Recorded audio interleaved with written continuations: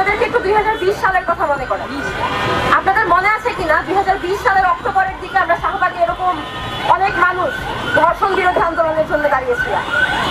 কারণ 2020 সালে আওয়ামী লীগের গুন্ডারা, ছাত্রলীগের গুন্ডারা বেশ কিছু ন্যাক্কারজনক ঘটনা ঘটায়, বেশ কিছু ন্যাক্কারজনক ধর্ষণের ঘটনা ঘটায়, সিলেটের এমসি কলেজের মতো ঘটনা ঘটে, নোয়াখালী সুবর্ণচরের মতো ঘটনা ঘটে এবং আরো বেশ কিছু ঘটনার পরেও এই ধর্ষকদেরকে গ্রেফতারও করা হয় এবং তাদের সাথে আমরা পুলিশের সেলফি দেখি।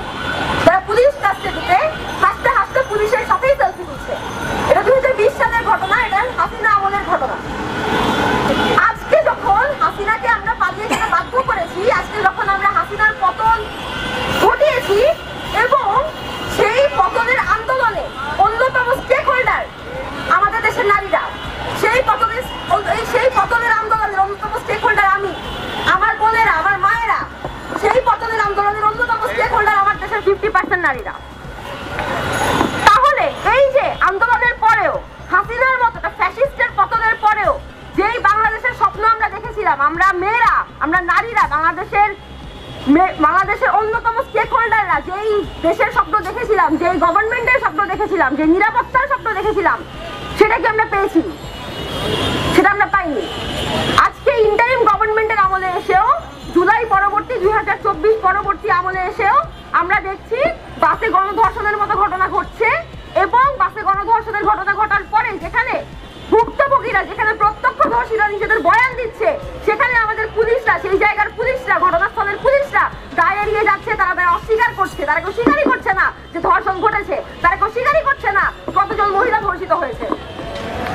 তাহলে সেই যে হাসিনা আমলে, যেই আমলে ধর্ষকরা পুলিশের সাথে হাসতে হাসতে সেলফি তুলত এবং এই যে আমলে এখনো পুলিশরা অস্বীকার করে যাচ্ছে যে আমাদের দেশের মেয়েরা ধর্ষিত হচ্ছে কি হয়নি, তাদের উপর অত্যাচার হয়েছে কি হয়নি, এই ইন্টারিমের সাথে আগের যে হাসিনা আমল আর ফ্যাসিস্ট হাসিনা আমল, তার পার্থক্য কোথায়? আমি যে আন্দোলনের স্টেক হোল্ডার আর দেশে আমার স্টেক কোথায়?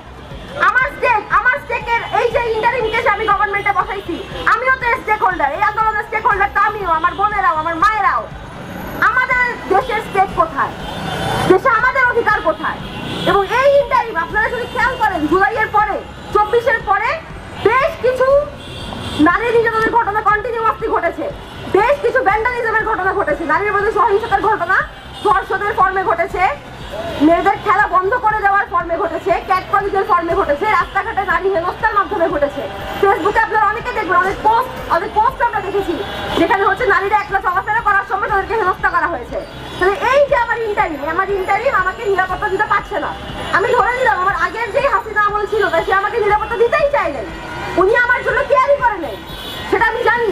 এই যে ইন্টারিমকে তো আমিও গভর্নমেন্টে বসাইছি, এই ইন্টারিমের তো আমার অধিকার রক্ষা করার কথা, এই ইন্টারিম তো আমার অধিকার রক্ষা করতেছিল। তাহলে আমি কি ইন্টারিমের সেকেন্ডারি সিটিজেন? এই দেশে কি আমার তাহলে পুরুষদের মতো অধিকার নাই?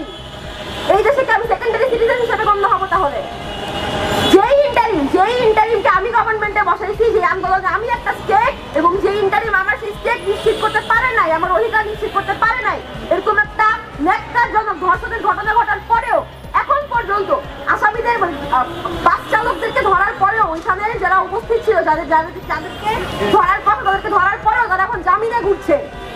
এইরকম ঘটনা যেখানে ঘটছে এখনো বাংলাদেশে। তাহলে ইন্টারিমের কাছে আসলে তার সদিচ্ছা নিয়েই আমাদের প্রশ্ন থেকে যায় যে সে কি আসলে আমাদের নারীদের নিরাপত্তা নিশ্চিত করতে চায় কিনা। এবং নারীদের উদ্দেশ্যে আহ্বান জানাবো, বাংলাদেশের যত নির্যাতিত জনগোষ্ঠী আছে তাদের উদ্দেশ্যে আহ্বান জানাবো যে যদি এই ইন্টারিম আমাদের অধিকার নিশ্চিত করতে না পারে, তাহলে আসলে এই ইন্টারিমের থেকে নিজেদের অধিকার আদায়ের জন্য আমাদের ক্রমাগত রাজপথেই নামতে হবে। এই বলেই, এই আহ্বান জানিয়েই আমার বক্তব্য শেষ করছি।